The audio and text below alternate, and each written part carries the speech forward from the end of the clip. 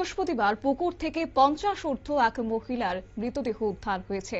কদমতলা এলাকা জুড়ে একটা চাঞ্চল্য বিরাজ করছে এবং জানা গেছে মানসিক ভারসাম্যহীন ছিল এই মহিলা।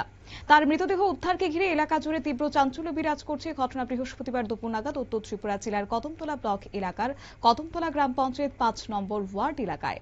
মৃত মহিলার নাম সন্দীপ্তা দাস, বয়স আনুমানিক 51 বছর। পিতা মৃত দীনবন্ধু দাস, বাড়ি কদমতলা পঞ্চায়েতের 5 নম্বর ওয়ার্ডে। এবং এক্ষেত্রে জানা গেছে একই গ্রাম পঞ্চায়েতের 3 নম্বর ওয়ার্ডের এবং খবর যায় থানাতেও। পরে দমকল কর্মীরা ঘটনার খবর পেয়ে ঘটনাস্থল থেকে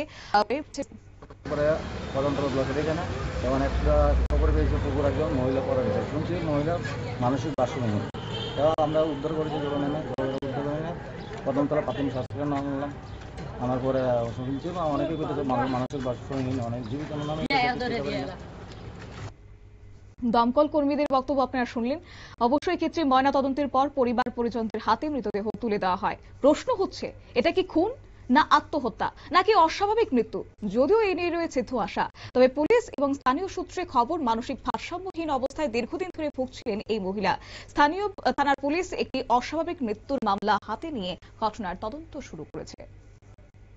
সংবাদ আপাতত এই পর্যন্তই। পরবর্তী আপডেটের জন্য চোখ রাখুন শুধুমাত্র নিউজ ভ্যানগার্ডের পর্দায়। নমস্কার।